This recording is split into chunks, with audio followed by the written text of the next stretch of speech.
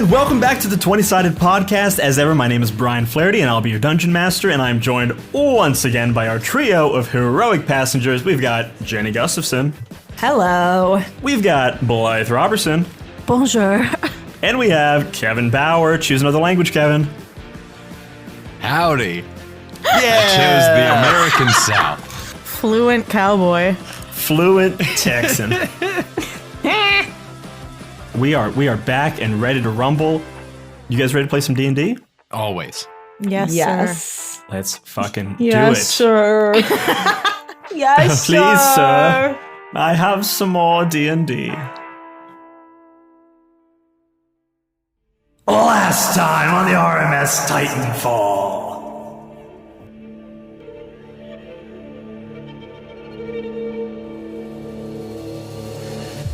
After the revelation of Cassandra's involvement with the Drowned and the escape of Sir Tiffany Fex, you decided to regroup, take a nap, and rest in order to gather your strength for the coming battle. You interrogated Cassandra and learned that she was approached by the Drowned before the War of the Mad Kings and promised the path to the throne would be hers if she would allow the Drowned access to the R.M.S. Titanfall to make some alterations and to smuggle something inside the ballast tanks.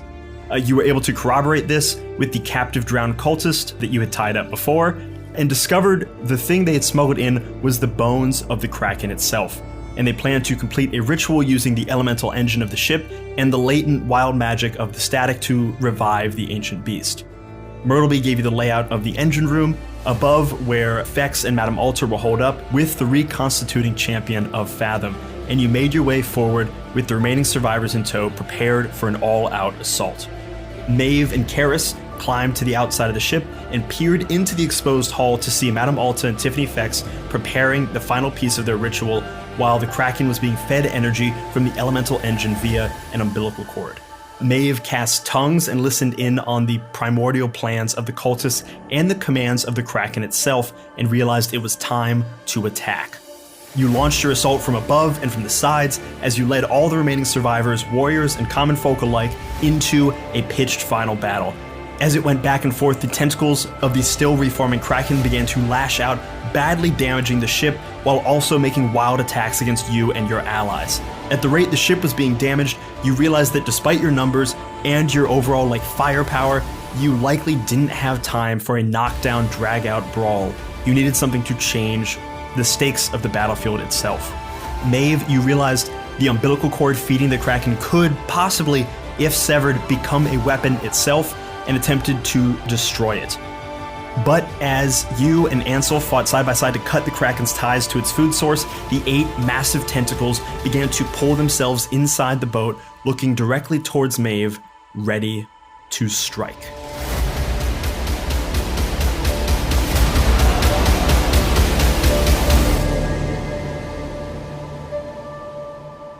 Before we begin, just a couple quick housekeeping things to remind you where we were at. Cleave, you still have +2 to your AC from Warwick's Shield of Faith. He's holding concentration on that spell.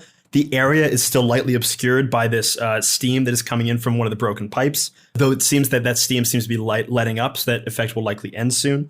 Madame Alta, Sir Tiffany Fex, and the mob were all knocked prone. You guys were all able to keep your feet when Meadhbh made some jiggerments of the gears and the boat shook. And both Warwick and Ansel are both still hold Bardic Inspiration from Blythe.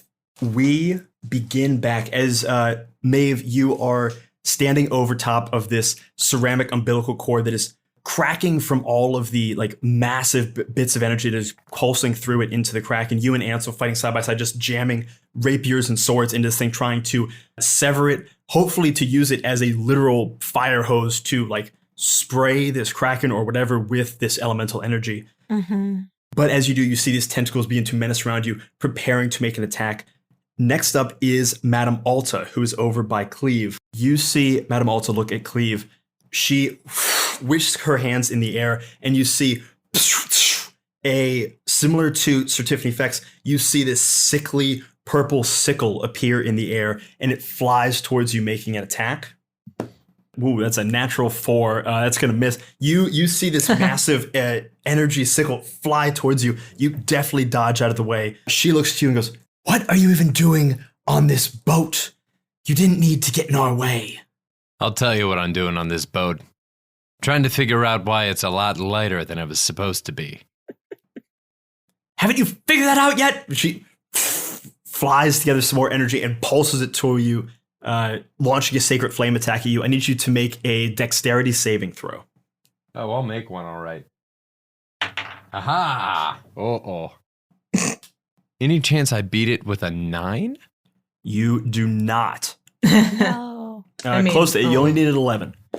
You take 5 points of damage as this mauve, toxic, purple energy blasts into you, licking you like flames. She begins to move backwards, moving back towards Sir Tiffany Fex. Looking around, she yells back towards Sir Tiffany Fex, going, "Fex, what are we doing? Can we finish this?" Fex looks back as she's like battling against the crowd. She goes, "Just complete the ritual." Cleave, that is your turn. Well, great. I mean, hey, let's not overcomplicate things. I'm in a shooter. Oh yeah. Oh my god. Do you want to attempt to hide first to get your benefit of sneak attack? Yeah. Yeah, go ahead and make a stealth check. It's going to be a sweet, sweet 14. Her passive perception is 10, especially in this lightly obscured area. You are hidden from view. Nice. Go ahead and roll an attack with advantage. Oh, yeah. Okay. Oh, my God. 23 to hit? Yes, 23 oh my God. hits. Go ahead and roll damage with sneak attack damage. All right. I believe your sneak attack damage is an additional 3d6. It is. We might make it out of here. I'm sorry, Holy you say, moly. we going for Fex or Meadhbh? Meadhbh. Okay, cool. That's what I thought. Whichever one I successfully just hit, that's the one I was going for. With a 23, you would have hit either of them. Holy guacamole. 17 points of damage. Ooh, baby. Jesus, 17. She's looking right fucked up. You pull out your gun, blast into her. She flies back from the force of this like concussive bullet, grabbing onto her chest. You've like hit her square in the chest. She's bleeding hard. She's like looking around going, you see her glancing around towards the runes that are on the ground and looking at the large elemental engine in the center, which you see, as I told you before, was like this kind of like glass Zordon-like tube holding this swirling red fire elemental kind of like moving around inside of it, and the energy from it is being vroom, vroom, vroom, pulsed out into this umbilical cord, into the Kraken. Anything else you want to do with your turn? You know, not quite yet. I think I'm gonna keep it in my pocket because the hide was my extra action, right? Hide was your bonus action, yeah. Cool. Yep. I'm all done. Hell yeah. It is the mob's turn. The mob looks back. Karis, you had directed them forward. They run forward towards Sir Tiffany Fex and are going to make an attack on her. They got 2 attacks. Let's see. Ooh, rolled a natural 1. Not gonna hit. Poor mob. And rolled a 17 plus 4, so 21. 21 will hit. She still has 2 of her mirror images active, so we're going to roll a d20 to see if they hit one of the mirror images or if they hit her. If she rolls a 8 or higher, they hit a mirror image and dispel an image. She rolled a 7, so they bam directly into her. Absolutely, that's 2d6 plus 4 damage. 1. So that's 3 plus 4 is 7. Plus, Jesus, 7 plus 11 is 18, plus an additional 4 is 22 fucking points of damage on Sir Tiffany Fex. Yes. Damn. Sir Tiffany Fex is looking absolutely fucked up. She's standing in the middle, very near the runes that have been drawn all around this room, standing near the elemental engine. And all of these people, you see like one quick attack hit her and kind of like stun her, and all of a sudden like the mob all go to town on her, and she's like trying to bat them off. She's got thick armor, but they are finding purchase left and right. Hell yeah, that is the mob. So they kind of turn back to Karis and go, "We're doing it! We're doing it! We're enacting violence!" God. That is Warwick's turn. Warwick is going to... He was thrown the last turn, landed prone, so he's going to use half his movement to stand up. Warwick is going to... I want to roll a little perception check for Warwick. Natural 3. So he doesn't notice Meadhbh and Ansel. He is instead just going to straight attack Madame Alta, who he landed near. Plus 6. Absolutely fucking hits. 1d10 plus 4. 7 plus 4 is 11 points of damage. Madame Alta equally fucked up as all of a sudden Warwick swings his master sword, slams into her, cuts hard across her back. She is bleeding from multiple sources at this point as he's just menacing over top of her. Oh, he gets 2 attacks. He's gonna make a second attack. Oh, he's gonna kill her. 7 plus 7. Ooh, absolutely gonna hit. She has. Oh, he's gonna kill her. She has 5 hit points left. He gets 1 d8 plus 2 points of damage. So if he rolls a 2 or higher, 3 or higher, she's going down. Oh my god. He rolled a 4. Cleave, you see from behind her as she's like moving back towards the elemental engine, all of a sudden you see the massive form of Warwick Blitz stand up. She turns around, met face to face with him. He grabs his sword and in 2 swift swings fells her where she stands. Madame Alta, no more. That is Sir Warwick's turn as he like literally carves an X through this woman and she falls to the ground essentially in pieces. Your eyes meet and he just gives you a big fucking thumbs up. Hey, talk about a cult hit. Hey, you got jokes even at a time of battle. I like you. I love you, Warwick Davis. All right. I'm going for Fex. And he starts heading over towards Sir Tiffany Fex. That is going to be Sir Tiffany Fex's turn. Fex is looking very, very, very fucked up. Is Madame Alta dead? Madame Alta is at 0. She could potentially be, like, Cure Wounds spell could potentially bring her up. Okay. But Sir Tiffany Fex isn't necessarily in a position to be able to do that at the moment. And then she'd have this horrible X scar for the rest of her life. Oh my god, talk about a scarlet letter. Oh. I don't like myself. I'm kidding.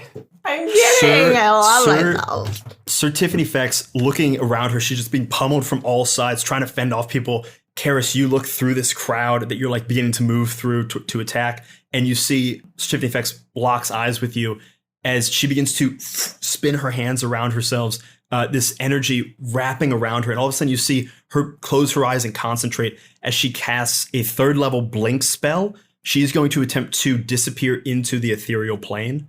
She's going to roll a d20.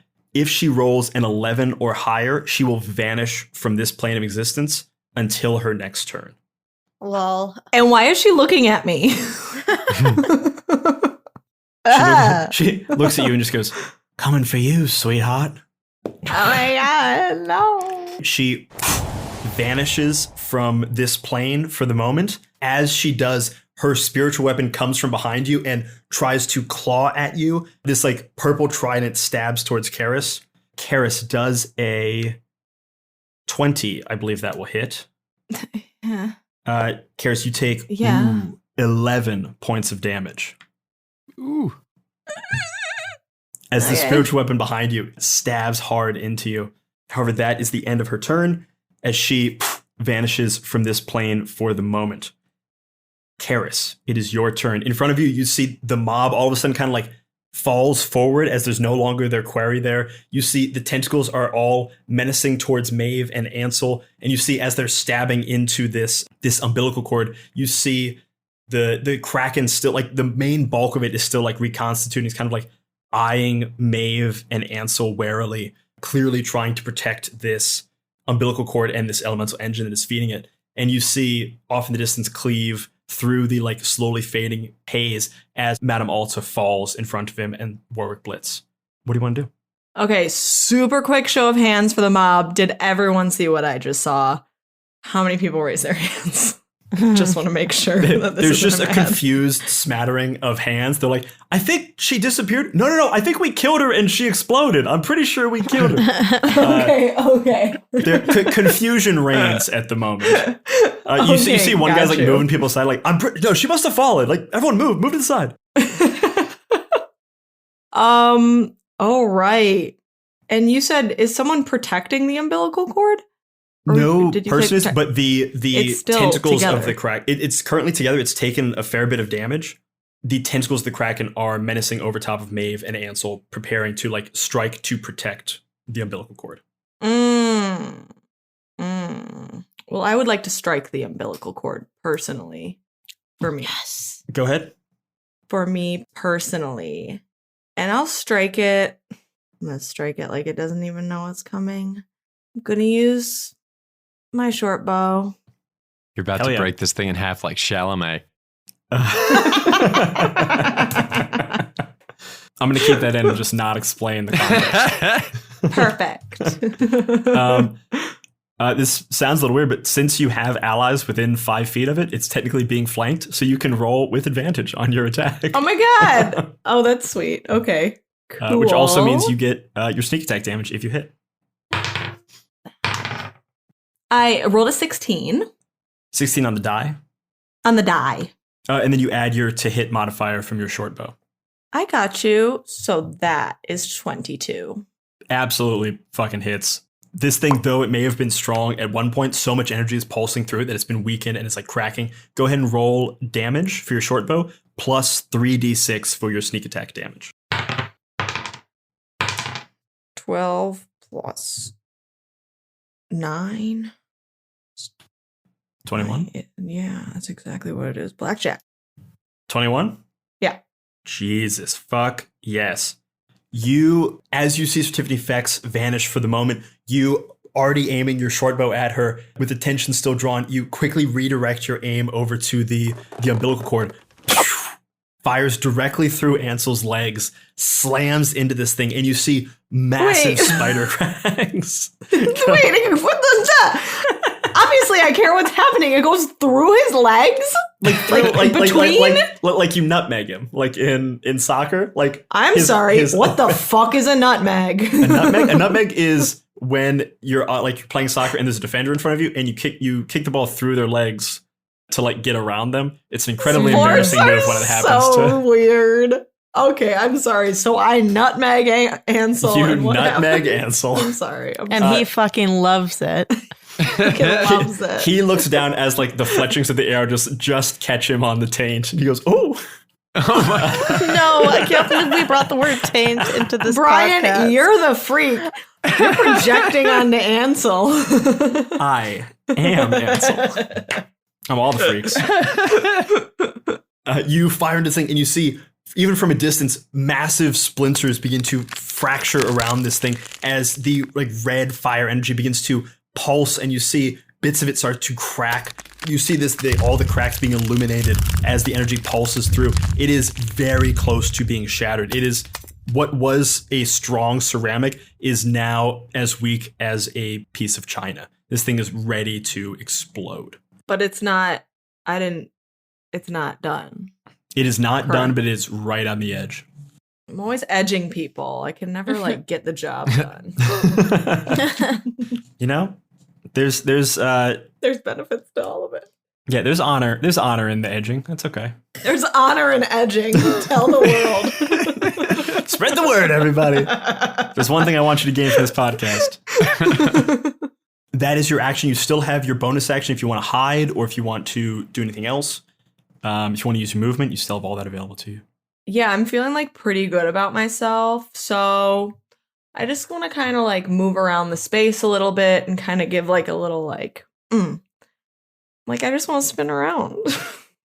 You just start pirouetting in place. I think is what you want to do. Thank you. No, that is exactly all that I wanted to do. And you don't. Maeve, you look over as you see this arrow fly from between Ansel's legs, and all of a sudden you trace the path back, and by the time your eyes make your way there, you just see Karis, bow in the air, just spinning around like a little ballerina. Oh my god, it's so delicate. It's surprisingly delicate considering how like beefy she is. I'm thick. Karis, that is your turn. Maeve, you see the ceramic of this umbilical cord beginning to crack and splinter, nearly fracturing. As you look up, you see all of the tentacles menacing over top of you. Ansel's looking at you, worried, but is raising his sword as well to continue attacking. What do you do? Okay, well, first, by way of explanation, I am hoarse all of a sudden because during all of this chaos, I accidentally aspirated a bunch of salt water from the ocean. Classic. Me, Meadhbh, and not because me, Blythe, made out with a much younger man over the weekend who probably gave me strep.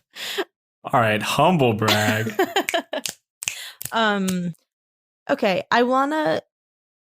Obviously, I'm going to use my turn to fuck up this umbilical cord, but I am a little bit scared of what's going to happen when it is severed, if it's just going to go crazy and like indiscriminately fire at people, and if anyone we love will get hurt in the blowback. So I guess first I would be like, okay, Karis and Ansel, can you steady it so that if it does get severed, it doesn't just flip back?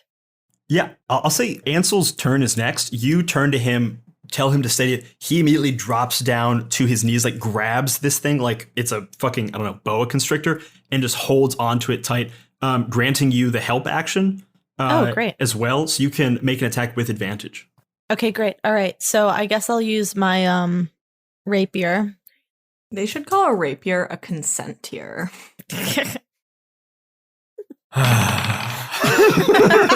Don't worry, I'm writing all these ideas down in case you need them later. No, I've got the recording. Okay, Cool. so I didn't do very well. I only got a 6 You only got a 6 with 2 rolls? on the dice. Yeah. On the dice. And then what do I add? My hit thing? To hit with your rapier. Okay, so 11. It's very weakened. I One think must remember. This thing's AC is 12. So But it's so weak. you gotta hit a 12. You had advantage. I'm so sorry. You slam into this thing. Your rapier like finds purchase and pierces through, and you pull your rapier out, and like bits more of energy are coming through, but it doesn't seem to have like done the effect that you were hoping for. You still have your bonus action if you want to use it. What can I even do with my bonus action other than hype up my homies? Can I just give a little bitty healing word to Warwick, I guess? Yeah, absolutely. What does that do for him? He regains, I believe, 1d4 plus your spellcasting modifier. So your wisdom modifier. Your charisma modifier. And that doesn't look like it uses up any spell slots, does it? That uses a first level spell slot. Oh, does it? Oh, geez Louise. Okay, yeah, why not? Okay, feel better, Warwick. I'm sorry about your boo-boos. Mwah, mwah, mwah. Go ahead and roll a d4 and add your spellcasting modifier. Okay, yeah. Okay, so a 6 total. Hell yeah. You blow these kisses at Warwick from across the room. You see him, like, some of his wounds, like, you see them begin to stitch up from afar as they kind of glow with this nice, like, white energy. As you blow these kisses, you like look down back to the pipe, and you see Ansel just looking up at you, clearly very jealous. Aww. No, it's fine. It's fine, miss. Nothing is it's fine. Maeve, that is your turn. It is Ansel's turn. Mm-hmm. Ansel is going to go ahead and let this thing go and is going to make an attack himself. Can I grab on? Well, I guess it's not my turn, but can I grab onto it while he hits it? Yeah, I'll say as a free action, you can grab onto it and like steady it. I won't let you grant him the help action though. So he'll still just have to make a regular attack. Cool. So I'll just tell you this thing's AC is 12. Mm-hmm. He has a +6 to hit, so he's got to roll a 6 or higher on the die. And he does have Bardic Inspiration he can roll. Oh, true. He rolled a natural 16. Absolutely hits this thing. He is going to slam into it for 5 points of damage, which is exactly how many hit points this thing had left. Oh my god. Yes. Oh god. You grab onto this thing, holding it like a massive fire hose. He pulls his blade up 2 hands, and as he looks down at you, he just gives you a little wink and goes, "We got this!" Slams into it, slicing this thing in half. Immediately, you get rocked backwards with the force of this thing. I need you to make a strength saving throw. Good thing I have +0. So you got to be a 13 to maintain control. Oh, fuck yes. Dog, I got a 19. Yes. All of my working out has really helped us. As Ansel slices this thing, you see him like wink at you, and even though he doesn't actually have the ability to grant bardic inspiration, you feel a little bit inspired in this moment, and it blasts back. You feel yourself getting buffeted back by the force of this thing, and then all of your working out has paid off. You level it back down as coming out of this thing is just a massive burst of fire flying forward. I say with a 19, you're able to maintain where it is going. It is pointing directly at the Kraken itself. No longer tethered to the elemental engine. I'm going to have the Kraken make a dexterity saving throw. I'm going to go ahead and put this at DC 13. I'm going to say it has a +3. So this is going to be an even roll, 10 up and down. Rolled a natural 9. It fails. Ooh. Yes. Oh my god. I'm going to treat this thing as essentially a fireball spell. Go ahead and roll 8d6. Oh my god. Okay, I gotta get a pen. Be kind of more like, I guess, a lightning bolt spell, but with fire. Okay, D6 8 times, you said, right? D6 8 times. And it failed its saving throw, so it will take all of this damage. Holy Oh, guacamole. Okay.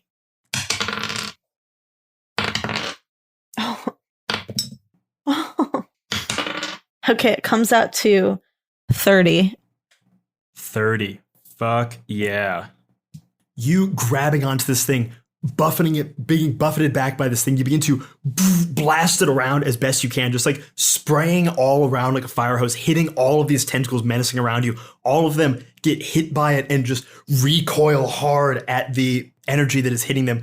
You get the sense that while this thing may have been able to feed on this thing in the same way that gasoline can fuel a car, it can also set that car on fucking fire. You are dousing this thing in this deep red elemental fire energy, and tentacles are moving back. You see all of them looking very badly injured. You see bits of them that were bone are now like, you see the bone getting charred. You see the skin and the suckers all getting like cooked, and you begin to smell the almost inviting smell of like calamari in the air as you are just dousing this thing in fire. Ansel drops to his knees, grabs onto the hose with you, and is going to help you attempt to like maneuver this thing around. That is Ansel's turn. As he grabs the thing right behind you, kind of like rests a hand on your shoulder and goes, "We got this, come on. We're going to get out of here. I got to get out of here. I'm totally going to kiss you when this is done." That is Ansel's turn. Meadhbh is still in the like bowels of the engine room. He's going to make a investigation check to try to do something to help the ship. DC 15. Rolled a natural 16. Absolutely hits. Karis, go ahead and roll me a D6. The higher you roll, the better effect will happen. 4. 4. Hell yeah. Meadhbh begins looking around this area. You see him like pulling on a bunch of gears and levers, spinning things around. You see him like surprisingly dexterous for this massive turtle. He's like climbing up different things. He blasts one of the levers. The steam instantly stops, clearing up this area a bit. And the last one, he looks at Meadhbh. He looks at Meadhbh and Ansel. He goes, "Hey, hang on tight." And he blasts down this massive handle, and you see the elemental inside of the engine begin to furiously spin and rollick inside as the force of the energy coming out of this thing begins to increase. Meadhbh, you realize the amount of energy you had taken down from the engine when you were in the helm, he has buffeted it back up, making this force even stronger as more energy is getting blasted out of this thing. That is the end of Meadhbh's turn. Cleave, as we're at the top of the order, go ahead and roll me a d6. That is also a 4. Hell yeah. In this moment, you look over and you see one of the passengers in the mob kind of like stands up and parts from the crowd. You see them all of a sudden holding like 2 legs of tables they're using like fucking clubs. You see this person clearly is like, he wore some kind of like top hat and tails, has a manicure that tells you he's never worked a day in his life, but has found a like reason to live in this moment. heightened beyond the mob. He has become an ally on his own. He is going to run forward towards the Kraken, armed only with 2 fucking wooden clubs, and is going to fucking attack the Kraken itself. Hell yeah. Rolled a natural 2 with one, a natural 19 with the other, so he will hit on one. Doing 7 points of damage. He nails one of the tentacles as he just whacks into it. Meadhbh and Ansel, you see him just standing in front of you, holding these 2 clubs at his side, is just waving them all around wildly, attacking at the tentacles as they come to attack. He has interposed himself kind of like between the 2 of you. Top of the order. It is the tentacles' turn. Currently, the Kraken is getting blasted by this elemental energy. The tentacles themselves are looking bad. The main bulk of the Kraken is still reconstituting and is not able to do some of its more legendary actions that would make it impossible to defeat. It's relying on just the sheer brute force of its massive bulk at this point. I am going to roll a wisdom saving throw for the Kraken. This is going to determine whether or not it decides this is a battle to continue fighting or if it is now time to retreat. Its food source has been cut off. It is getting attacked by a large caliber weapon at this point, and one of the 2 people who were feeding it is gone. I'm going to go ahead and roll wisdom saving throw. I'm going to do just straight up and down. So it's going to be a luck check. 1 through 10, it decides to flee. 11 through 20, it decides to keep fighting. It is a natural 4. Bye, bitch. You guys see the tentacles of the Kraken pulling back from the elemental fire, begin to grab onto the outside of the ship, and begin to pull the massive bulk of this Kraken outside of the ballast tank where it was being stored. And Meadhbh, as the bulk of it is being lifted out, you see there are large chunks of organs are partially still leaking out. It is alive, but barely. Not necessarily because of the damage you did, but just because it has not fully been able to complete this ritual. It begins to pull itself back. As it does, it begins to throw itself into the ocean. However, it is going to make 8 tentacle attacks against the ship as it goes down. Oh my god. What a dick. Yeah, that's extra. That's so extra. So extra. This Kraken is so extra. I'm going to tell you from the start, the ship has an AC of 15. It gets to make 8 attacks. Plus 6 to hit. Hold on. The ship has an armor class of 15? Why is the AC so low? I have an armor class of... Yeah, I've got a 16 right now. I'm stronger than a boat? You're harder to hit because you can move. You know what? Armor class doesn't necessarily just mean how tough you are. It can also mean how difficult it is to hit you because of how you dodge. For the record, Kevin, I've always thought you were stronger than a boat. Yeah, stronger than a boat should be on your Tinder profile. Hey guys, I really appreciate it. I just it's just so good to hear, just thank you so much. I just really appreciate it. Alright, I'm gonna roll some attacks now. It's 1 hit, 2 hits, 3 hits, 4 hits. It's 4 hits, one of them a critical hit. No. I will tell you now. The boat has 71 hit points remaining. We'll do each of these attacks one at a time. We'll start with the critical hit. I rolled 2 fucking ones, so double that is 4 plus 1 is 5. 66 remaining. 5 plus 7 is 12, plus 4 is 16. 50 remaining. That's a 6 and a 7. 13 plus 4 is 17. Takes down to 33. 3, 6, 9. Plus 4 is 13. Takes it down to 20. Can I do a healing word on the boat later? You cannot do a healing word on the boat. You'd have to do a spell like mending.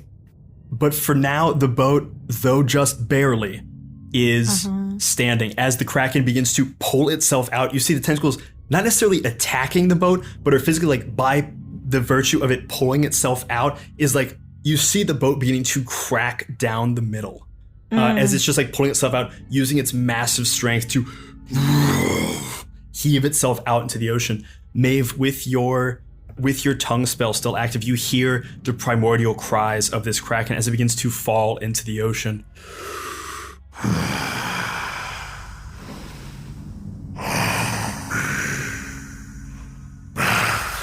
Okay.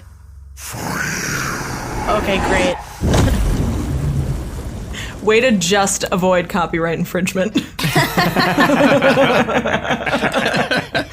I'll be back. For you? Come with me if you want to live longer. You hear the massive splash in the ocean as the boat itself physically rocks hard to one side from the massive wave created by this Kraken. Wait, can I say something to it in tongues before it splashes away? Yeah, absolutely.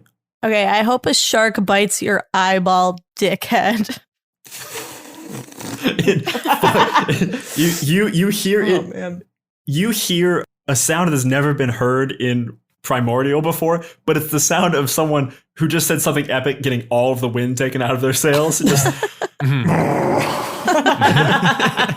falls into the ocean. I have a question for later. Can I heat metal to weld the boat back together? I would let you attempt to heat metal to like heal the boat some. Okay, So cool. smart. All right, I'll keep we'd have that in to- my back pocket. We'd have to do some checks for that, but we can definitely do that. That is Madame Alta's turn. She's going to make a death saving throw. Succeeds. Still dead. Still unconscious, but could possibly come back if someone heals her. Cleave. That is your turn. Okay. Currently, you see Madame Alta on the ground. She's unconscious, bleeding out, but could possibly survive. Sir Tiffany Fex has vanished from view. The Kraken has just fallen off the side of the boat into the ocean. And Meadhbh and Ansel are still holding this massive fucking fire hose blasting around the ship. Well, so when someone's at 0 hit points, I mean, she's knocked out, but she's not. I mean, can she like hear me if I talk to her, or do I have to revive her before? She could, for flavor, we could say she could hear you. Okay, I'm gonna go up to there. I'm gonna go up to Madame Alta and have a little conversation real quick. Also, keep in mind, so just so you know, we're still in our combat phase because Sir Tiffany Fex has blinked out of existence, but is still like in the fight at this moment. So whatever conversation you want to have has to be like a quick thing that happens in this beat. Oh, gotcha. Okay, in that case, all right, yeah, I like this a little bit more. I'm gonna go up and I'm gonna pick her up to use as a human shield. Oh, nice. Oh, I pick her up and I kind of like have her by the shoulder and I just straight up have a gun to her head. I'm sorry, this is a very violent image. You heft her up, holding her with one hand, gun at her head in the other. Do you want to? You can, if you want, you can hold your action until Tiffany Fex appears, and then like once she appears, you would immediately get to make your action. Oh, that's Absolutely. To hold an action, you have to declare what your action will be and what will trigger it. So like, I will shoot my gun at Tiffany when she appears. I will shoot Madame Alta when Tiffany appears, etc. cool. Whoa. I will. What would you call like attempting to persuade someone in a combat situation? I'll let you make that for free. I think you can like hold a persuasion check for when Tiffany Fex appears. Okay, yeah, I'm gonna do that. Do you want to use your bonus action or your movement? No, just Cool. looking around. Staying out in the open, holding this body as a meat shield in front of you. I'll say granting you half cover from attacks from in front of you. Oh, I guess I will. In terms of movement, I will probably put myself up, try to get something to my back, whether that's the big Zordon tube or what. Yet you pull yourself back towards the elemental engine, feel the like light pulsing heat that's coming out from this tube as this rollicking elemental is like flying around this giant tube. You put your back to it, holding Madame Alta, gun at the ready, looking around, eyeing for Sir Tiffany Fex. Next up is the mob. You see the mob look over at Ansel and Meadhbh as the Kraken falls over the side. they may not entirely understand what has just happened, that it's not necessarily dead, that they're not out of the woods yet, that this boat is on the edge of falling apart. They let up a massive rollicking cheer. Guys, we did it! We did it! Wow! Legends! Fuck yeah! Wow! Crowd's just going crazy. Spends their turn celebrating. Great. Been there. Warwick is also just kind of like looking around, holding an action, ready to attack Tiffany should she appear nearby. Next up is Sir Tiffany Fex. Cleave, you look, and not far from you, like near the elemental, maybe like 20 feet away from the elemental engine, but far away from where the crowd was, Tiffany Fex pops back into existence from the ethereal plane. Looking around, she begins to prepare a spell to cast. What do you say to her as she begins to sling this magic? Give it up, Fex, or she dies. Go ahead and roll a persuasion check. Ooh. That's a 19. Ooh, 19. I'm gonna make a opposed wisdom check here. Yeah, let's see. She's got a +4 to wisdom. It is a 15 on the die. +4 is 19. She ties you. Tiffany Fex meets your eyes, begins to walk slowly towards you, her hands glowing this purple energy. Looks at you and goes, "She means nothing to me. She's but another soldier in a war you don't even know you're fighting. Her sacrifice, while tragic, is necessary for the ends we are trying to accomplish. Do what you will with her." Can we try to goad her into saying more about this war and the ends she's trying to accomplish?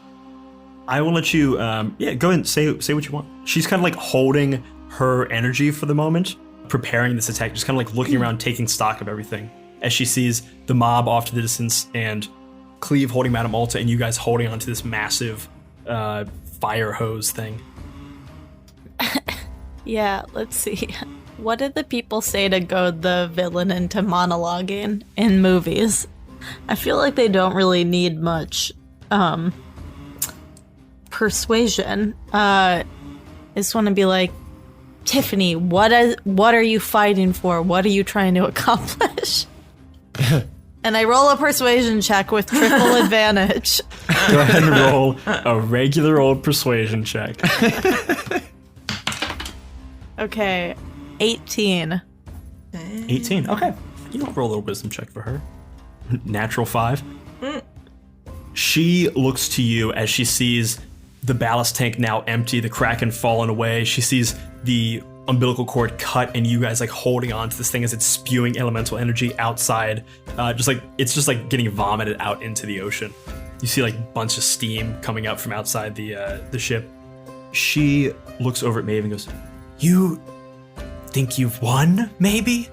Maybe you're feeling good about yourself, but you don't need to. This is but a minor setback. Kraken may not be as powerful as we had hoped, but we've at least started the process." Okay, but what are you trying to do, dude? What does it look like we're trying to do? I don't know. Why don't you tell me? Our master's bidding, of course. Who's your master? Lord Fathom, Oh Titan my god. of the sea. Okay, where is he? What does he want you to do? She looks to you, moves forward towards Cleave menacingly. "We are going to bring him back. All of them. We bring back their champions, we bring back the Titans, and we end this world and start anew." Why? What's your problem with this world? Specifically. So many things. Okay, but name top 3. She is going to jump forward towards Cleave and make an attack. No, stop. That's rude in the middle of a conversation. But I wanted to hear her sociological critiques of this world. She's making a touch attack, so she's going to just make she's trying to just hit you essentially. I will give you, because you're holding a meat shield in front of you, you get plus 2 to your AC from that, plus an additional 2 to your AC from Warwick's Shield of Faith. Oh my god, fuck yeah, I'm like a boat and a half. So what's your AC right now? My AC is, it's normally 14, plus 2 from the meat shield, plus 2 from the thing of faith, so that puts me at 18. Was there another plus 2 or is that it? That's it. She's got a +7 to hit. She rolled a natural 13 for a total of 20. Fuck. Cleave, you take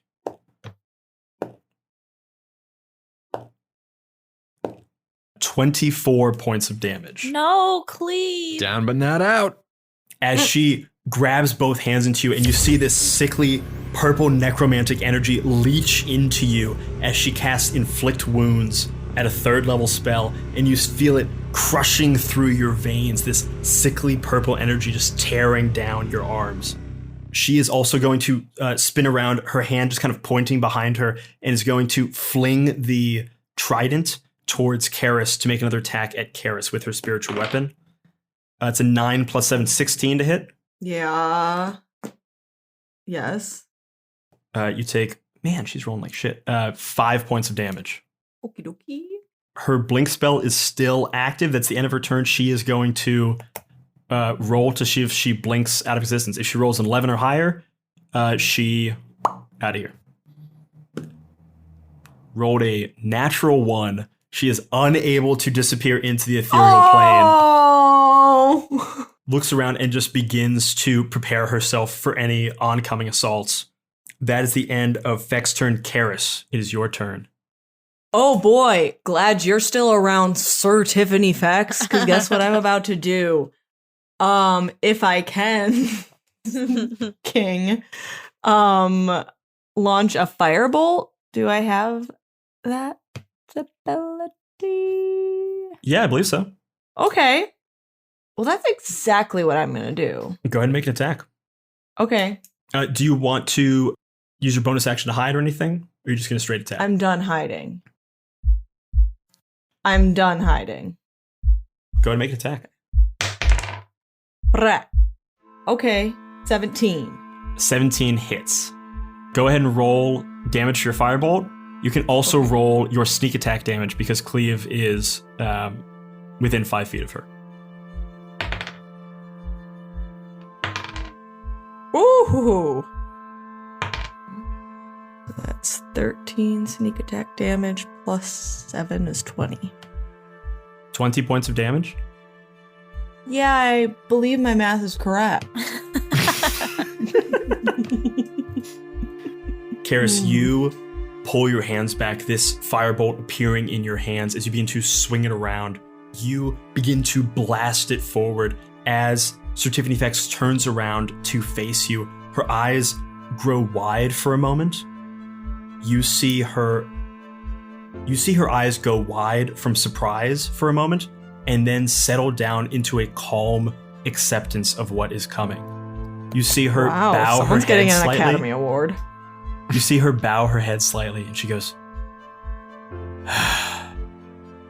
Fathom, take me.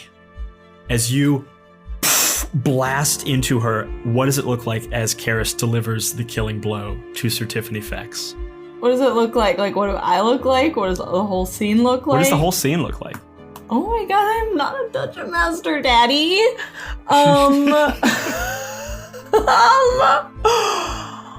Oh my gosh. Well, first of all, Karis is like rolling her eyes all different directions because she thinks like this person's like just a little too much, a little too dramatic. And when this happens, when the firebolt hits, Sir Tiffany Fex, all the hair on her body singes off. And so there's this like disgusting smell in the air. And everyone's just like people start puking. And and they can't help it and they don't like it, but they're doing it. And Sir Tiffany Fex is like falls down. and that's what happens. From your lips to God's ears, and so it is written, so it shall be done. Wait, but I don't want Tiffany to die, because first of all, her name is Tiffany, which is very 80s. And second of all, there's so many questions. You guys still have Madame Alta is still alive for the moment. She's like making death saving throws, so you could stabilize her if you want. That's true.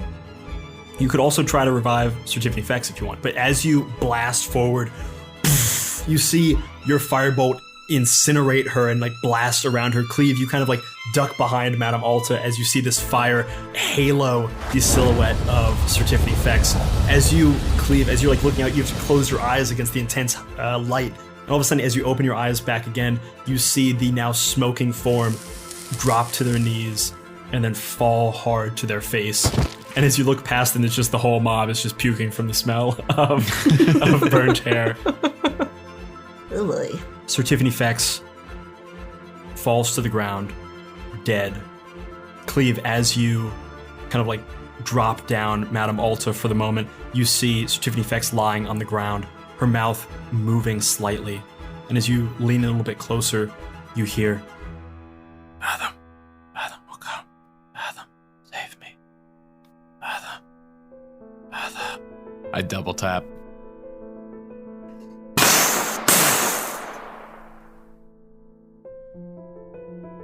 Her words fall to silence as the shots ring out in this cavernous hall.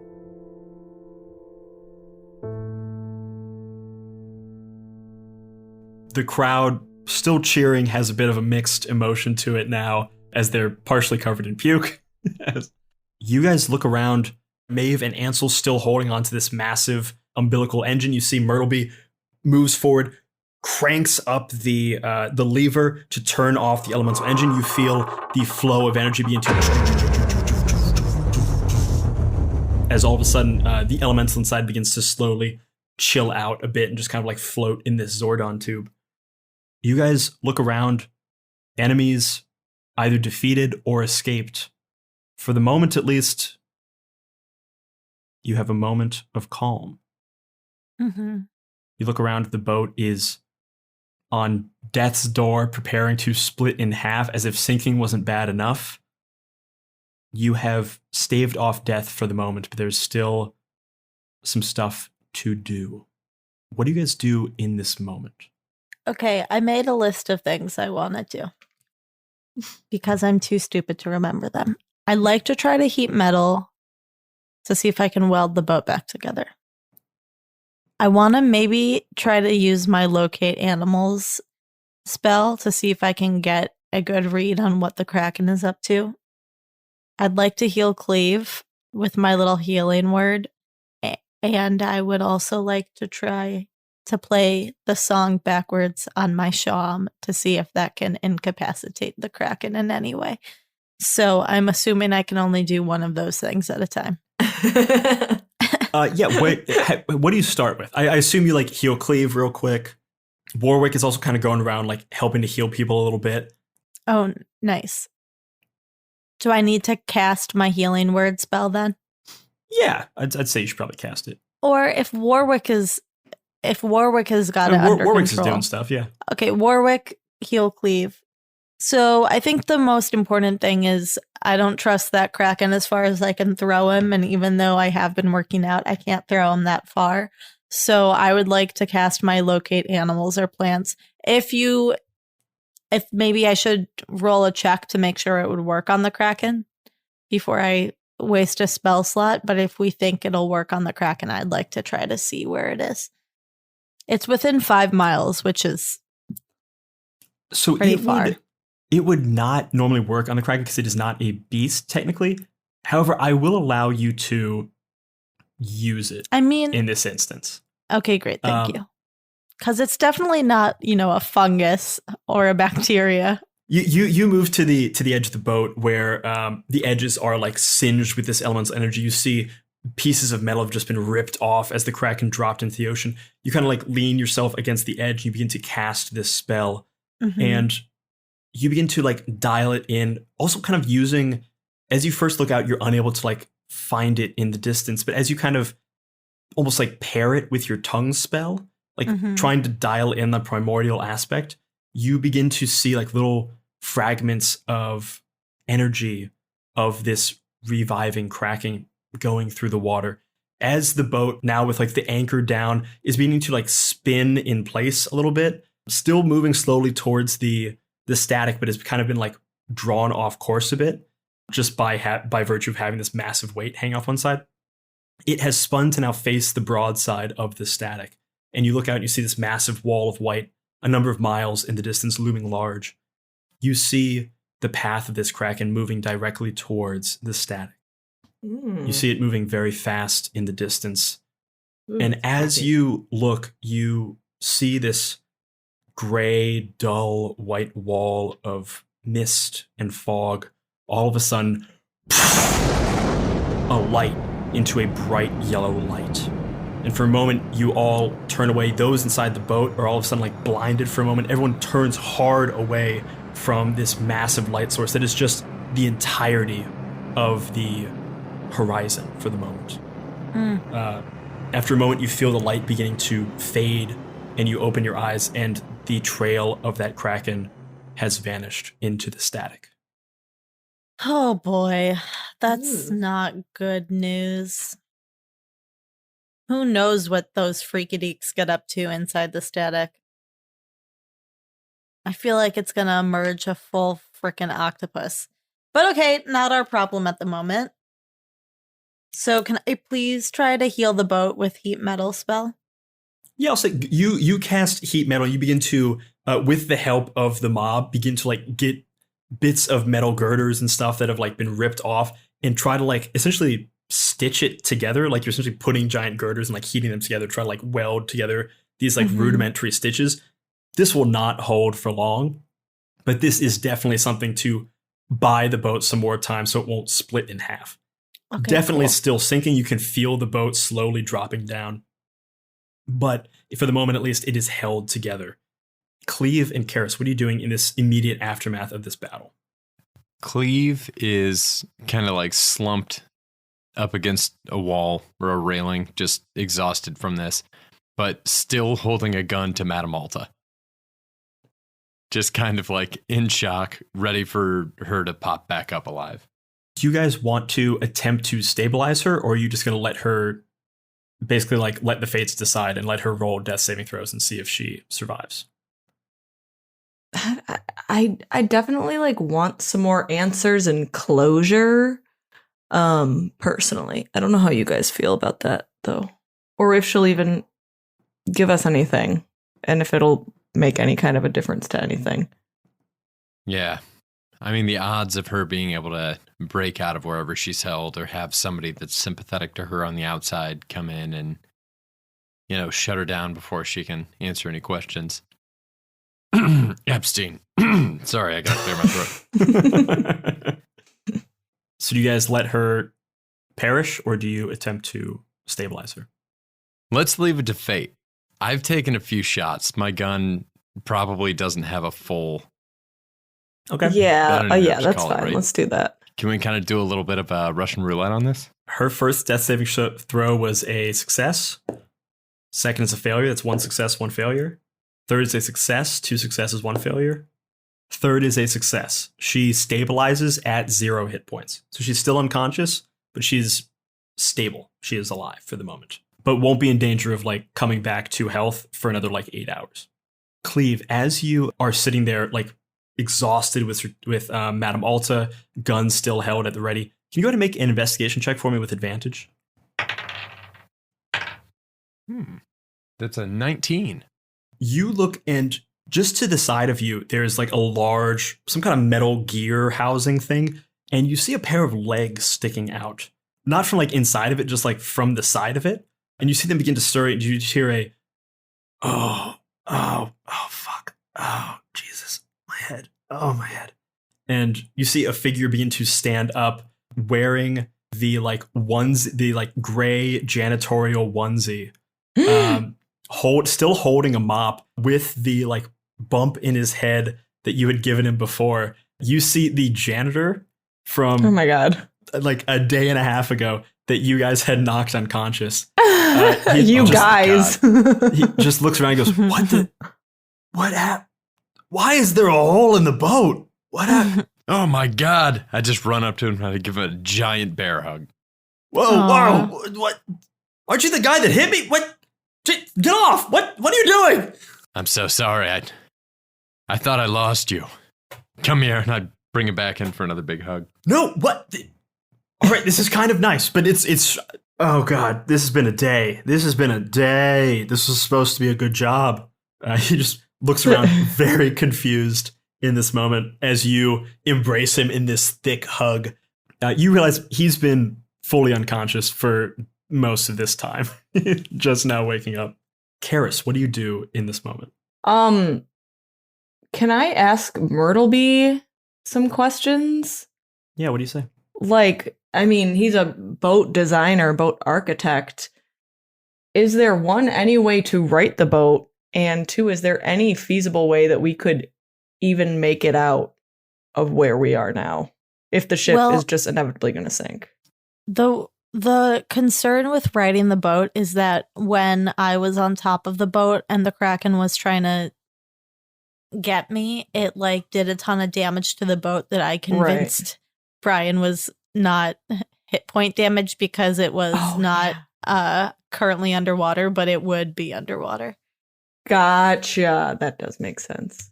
Well, I guess I still want to ask Meadhbh, like, what is the possibility of us making it out of here in any kind of way? Or are we just going to be like waiting here to die? Meadhbh looks at you and has goes, an opinion. I don't think we can't right this boat. I mean, this boat will go down eventually. I can patch together as much as we can. All there is now to do is wait, I suppose. Wait to die? Wait to be rescued would be rather how I'd look at it. We did send a distress signal. Do we still have that communication stone? Where did I put it? I'd say you left it down on the previous floor. Like, you can run down and grab it. Can I run down and grab it? Yeah, you run down, pull up this massive communication stone. What are you saying to the stone? I say, hello, hi, everyone. Does anyone have an ETA? We kind of no current threats on the ship, if that's what you're worried about, if that's what's keeping you. It's, full steam ahead to come save us, but I don't know how long that's going to last because we're sinking and the Kraken disappeared into the static and it looked like it meant business. So would love to be saved. You hear...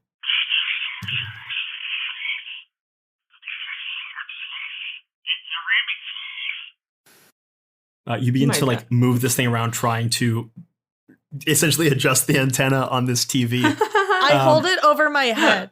Like you would with a cell phone trying to get signal. Trying to get signal in this thing. You move yourself out to the edge of this boat where there's like this massive hole in the side, and you begin to hear the signal coming in clear. You hear a familiar voice ring out through the thing. You hear the voice of Annabelle Tor. Look to your left. And then I put my two hands out and I make an L with both of my thumb and index fingers to see which way is the left. And then when I figure it out, I look to my left. You grab your hand onto the metal of the ship and swing yourself out, and across the bow of the ship, you see 3 massive ships with the Twilight Assembly banners flying high, charging towards you at full speed. Oh my god. And then we all dab, so much. All of you dab at once. Meadhbh, as you come up from your dab, your eyes momentarily buried in your elbow, you come back up, you see Ansel standing directly in front of you, eyes intent. Okay, I kiss Ansel.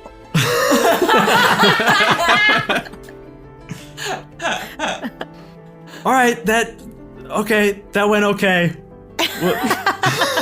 Can Cleave roll an investigation check to see how much younger Ansel is than me? Yeah, go ahead and roll an investigation check.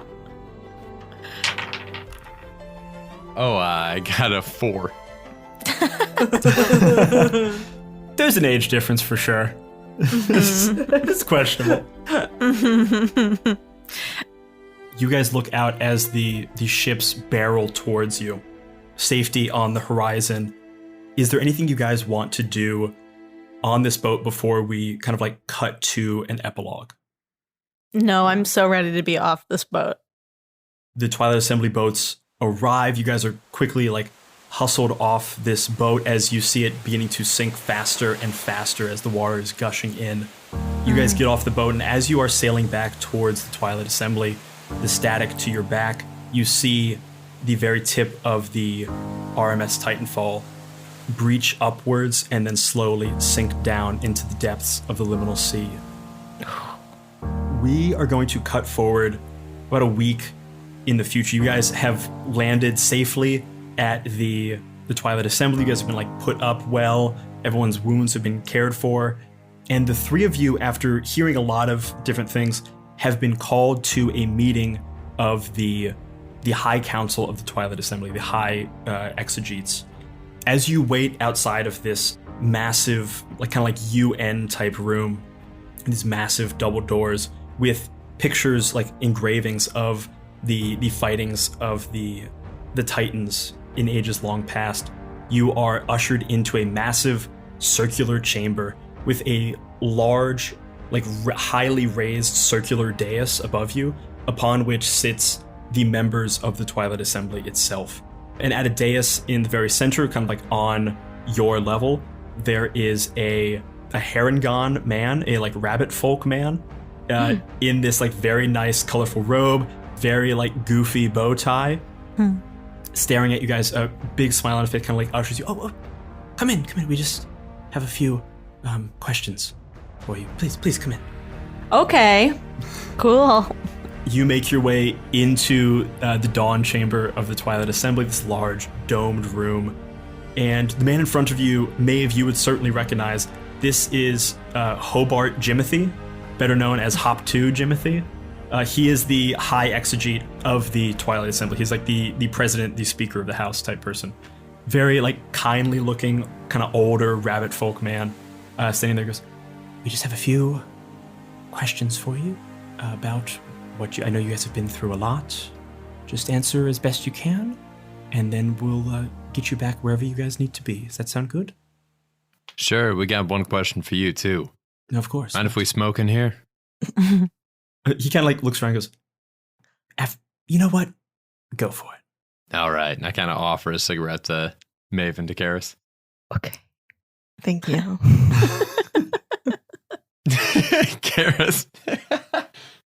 Karis does not know how to hold it. I don't know how to hold this. She's holding it underhand. The Hop 2 kind of comes over and like adjusts your cigarette for you. Goes, here you go, madam. Gotcha! I knew you knew how to smoke, bunny ass. Of course I know how to smoke. And he does like Zippo tricks in his hand and then lights your cigarette for you. Oh, shit. Okay. Don't tell the voters, though. You guys are seated at these three chairs as you are surrounded on this high dais by the members of the Twilight Assembly. An elvish man speaks up and goes, can you please tell me, we understand that the three of you were largely responsible for the removal, as it were, of the large beast that some claim was on the boat. What exactly did you see? Are you kidding me? It was on the boat. There was a kraken that was reconstituted by members of the frickin' drowned, my dude.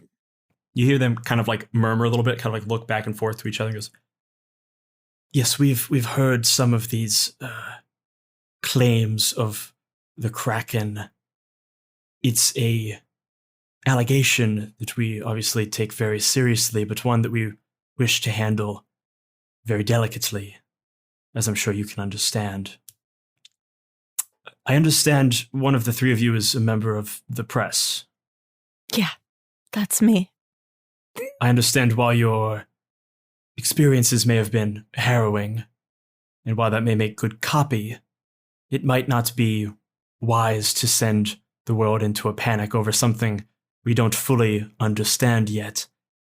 That's so interesting, and I thought you might say something like that. So let me just tell you, I already wrote up my experiences in a 10,000 word pamphlet, and I've distributed it as samizdat throughout the frickin' universe.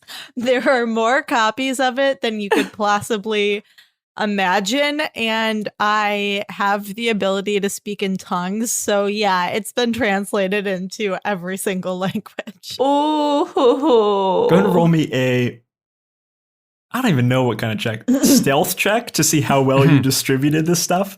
I'll say with advantage. You had a week to do it. Okay, great. Oh god. Okay, only an 11. You've definitely passed out these pamphlets all around. You see him holding one up. As you say this, he goes, yes, we've been made aware of this. It is a bit easier to discredit something distributed as a pamphlet, more difficult to discredit something published in, say, R.M.S magazine. We've spoken with Mr. Babbitt. He is reluctant to hold on this story, but we would ask that you would maybe refrain from such outlandish claims until the full truth of the matter is discovered. There's much still to be learned here. Wait, can you remind me? Were you on the boat? oh my god! You see, he kind of like begins to say something, and this dwarf next to him goes, no, he wasn't. This is what I've been saying. He wasn't on the boat. We need to be telling the people. No, we need to understand the fact. You begin to hear rapid fire arguments begin to come over top of you. After a few minutes, the high exegete, Hop to Jimothy, kind of like slams the little staff he has. Everybody, quiet, quiet. What's done is done. We will manage it from here. Word of something like this is bound to get out. We might as well help control the release of the information than let it spread wildly through rumor and accusation. This is the wisdom of the High Exegete. I hope you will consider that while making your decisions.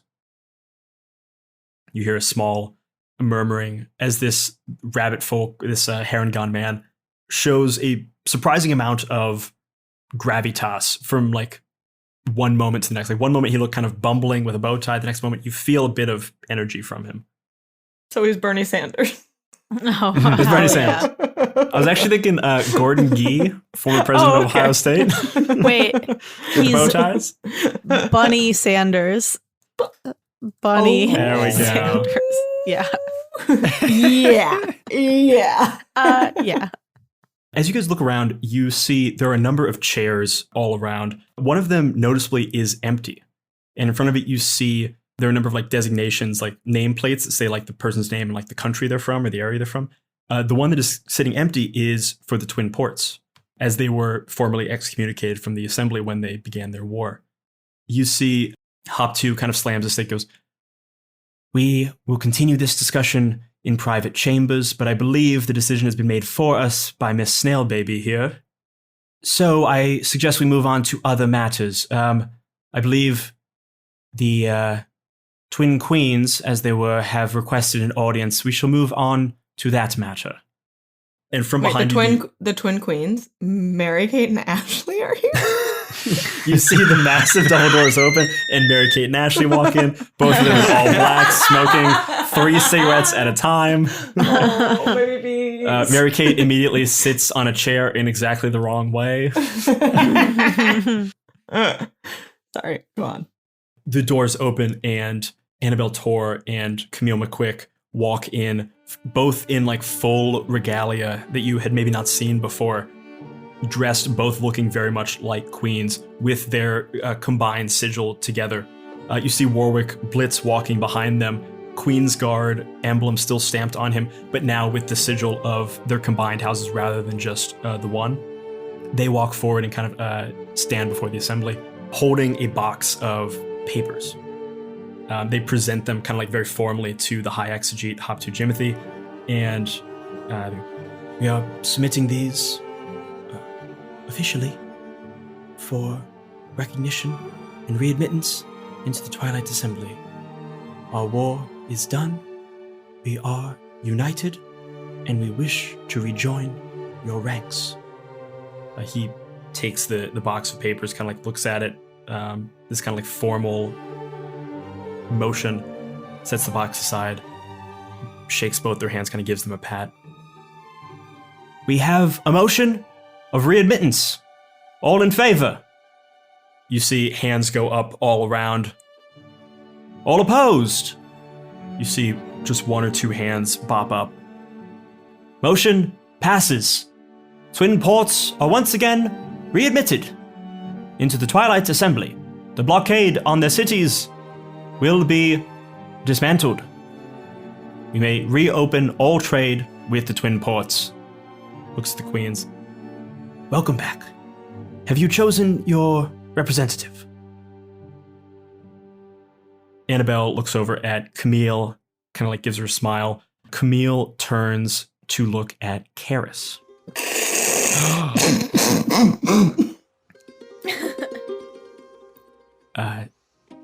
Karis, I know we still have to do that lunch.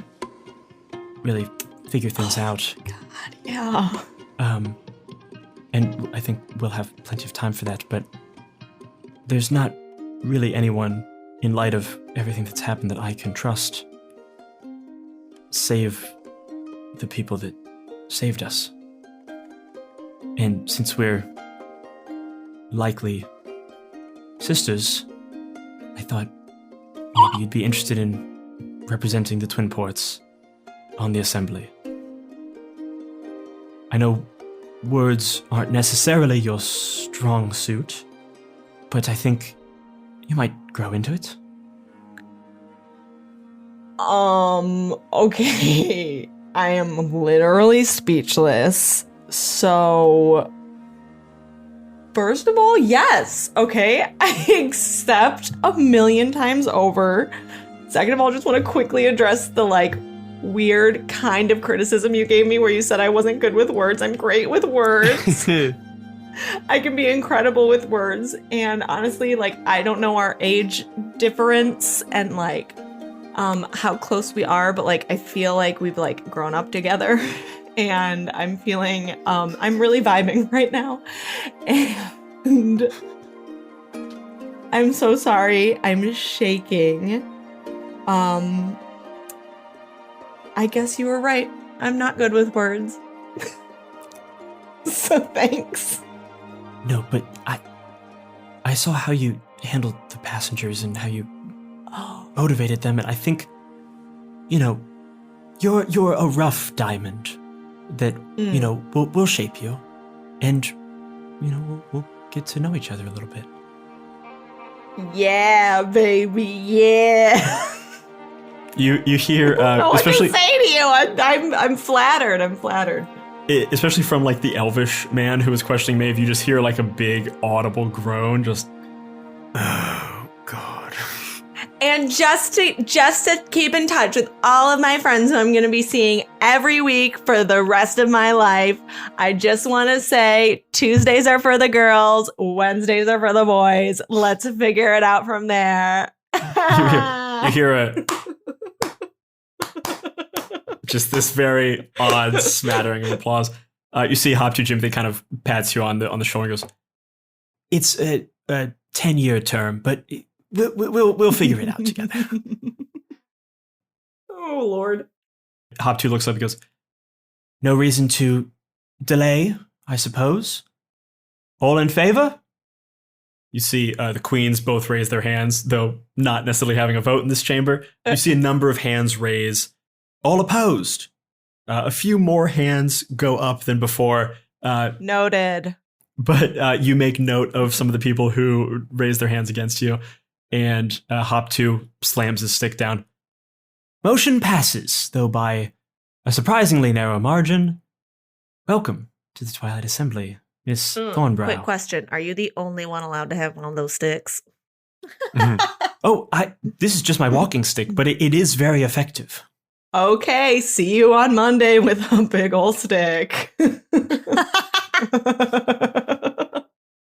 And I won't speak softly. Get it? From history. From history. You know, that callback.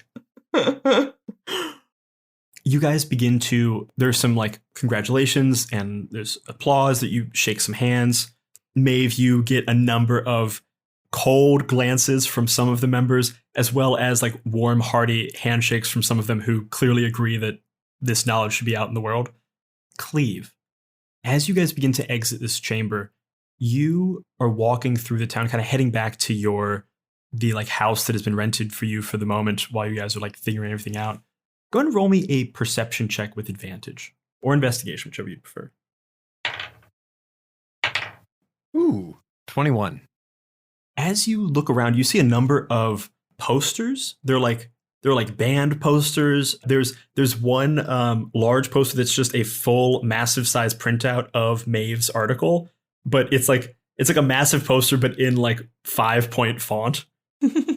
You look around, and as you like are kind of like just happen to glance through these like the number of posters that kind of like litter the streets and things, you notice as you look at one, you see the word Cleave.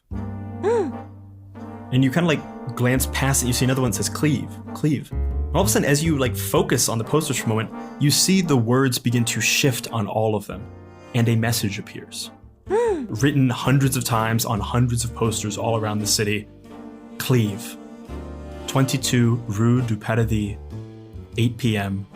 Come alone. Noted. I write that down in my little notebook. As evening comes and the sun sets, 8 p.m.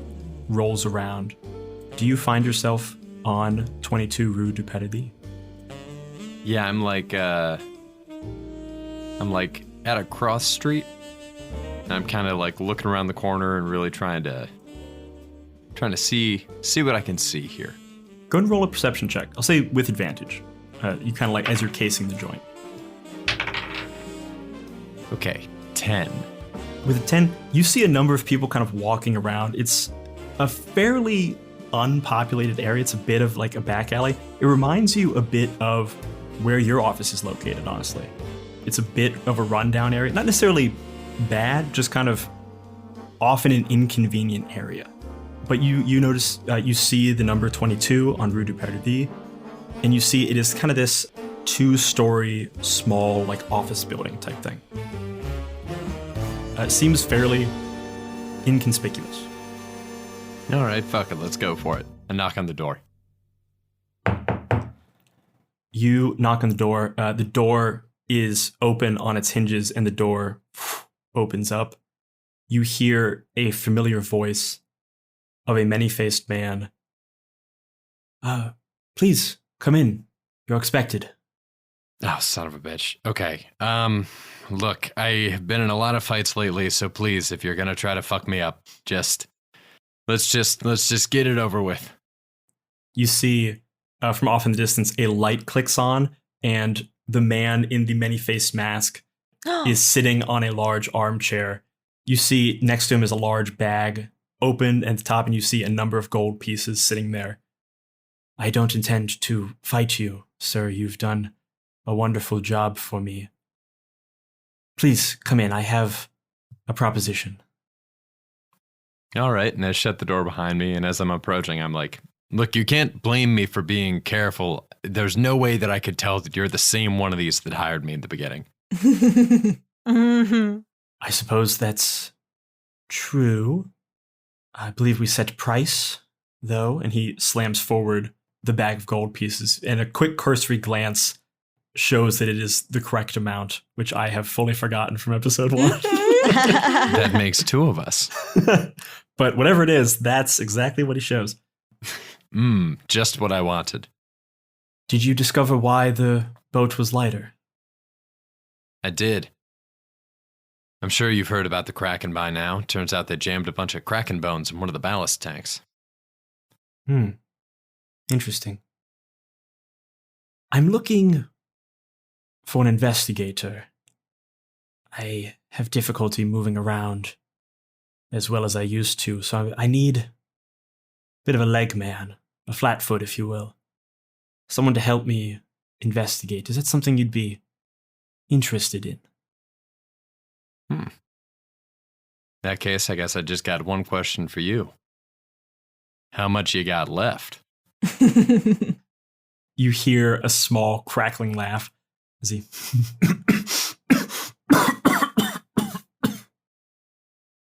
I've got plenty for you.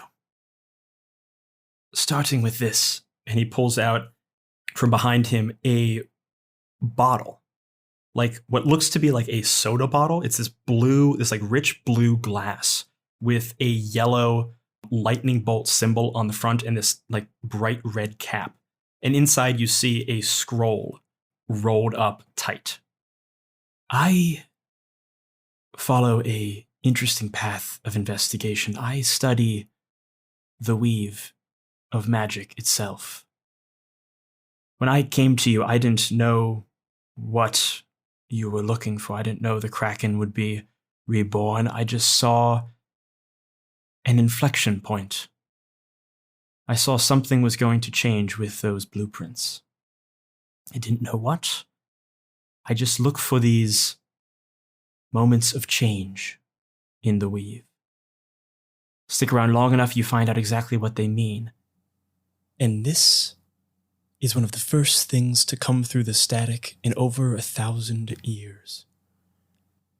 It seems when the Kraken passed through the static, it caused some kind of momentary rift. Just a blink of a moment, but in that blink, thousands of these little blue bottles came bobbing out, washing up all over the world. And let me tell you, each one positively glowing with potential energy. Tell me, slides it across the table. What do you make of this? I pick up the object. Can I roll a perception check to see how bad I think it would be to open the cork on this thing? Go ahead and roll a perception check. Oh, another 10. You feel it in your hands. It feels just like a normal glass, like soda bottle. It's got a like bottle cap on top. The rolled up scroll inside seems to be made from, you don't even know what, like a leaf or something. It's some kind of like papery material, but it's not paper. And it's rotting in some places, but it's there. You're not sure if it's dangerous or not. You mind if I crack this bad boy open? Be my guest. How nice is the table in front of me? It's a very nice table. Old oak. It's got beautiful carvings. This was carved by hand by master craftsmen. Cleave does that trick where you lay the edge of a beer bottle on a table and smack the top off. Go and roll me a strength check. See if you can get it on the first try. Ooh, 19. Oh, 19, nice. you get it off on the first try, but also like leave a small crack on the table. you see the many-faced man kind of like looks at you, looks at the crack, looks at the gold coins, grabs 2 gold coins from your pile and puts them back in his pocket. You open up this bottle, you feel a like puff of sea air and a small bit of almost like electrical charge come out of this thing as you turn the bottle over and a scroll falls out into your hand. You look up at the many-faced man. He looks at you and goes, I don't know where this will lead, but I've seen many of these inflection points in the weave in my time. This one, the strongest I've seen yet. Best of luck. You begin to unroll the piece of paper. You see a message slowly begins to form. You see at the top, it says, Hello. You may have heard of me. My name is Mirren the Maker. And that's all for this season of the 20-Sided Podcast.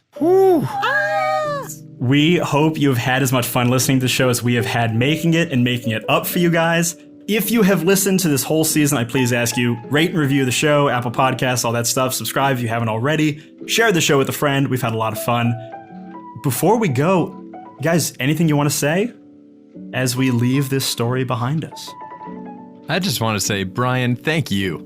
Yeah, This has been Brian. incredible. Seriously, man. you're incredible. Aw, thank you guys. I'm pretty sad to like leave this incredible world that you built, and I can't imagine anyone else doing what you do, because I don't think anyone would do it quite as well. Yeah, exactly. I can't wait to listen to the next group going into this. Can I spoil? Yeah, sure. I can't wait to figure out to hear what is going on in the static. Yeah, we are already like hard at work on season 2. For this show, it's going to be a brand new group of players, brand new group of characters. But don't worry if you guys have loved Cleave, Karis, and Meadhbh. This isn't necessarily goodbye. It's more like maybe see you later. It's a big world. These 3 have already made their mark on it. Who knows what the future holds? We may yet see them again. Before we go, real quick, because we haven't done this in the past, Jenny, we'll start with you. Any stuff you want to plug? Any place you want to find people or anything like that? Any place I want to find people? Any place people can find you? I'm looking for people constantly. Yeah, you can check out some of my art on my Instagram at jkgustaf. Feel free to DM me for any sort of commissions, large scale, small scale work. I would love to hear from you. Hell yeah. Blythe, where can the people find you? My book, How to Date Men When You Hate Men, is in stores now near you. And Kevin, what about you? You know, I've been working on some little comics and stuff this summer. Gonna be posting those on Instagram at KABAUER. Bauer. That's it. All right, everybody, thanks so much for joining us on the first season of the 20-Sided Podcast. Keep your eyes on the feed for more information about Season 2. Trailer's going to be dropping fairly soon, the next couple of weeks, as well as a couple other kind of supplementary in-world projects that are coming along. Keep your eyes on the feed, see what comes from those. Thank you so much for joining us, and good night. Bye, everybody. Bye. Wow. Wow. We done did it.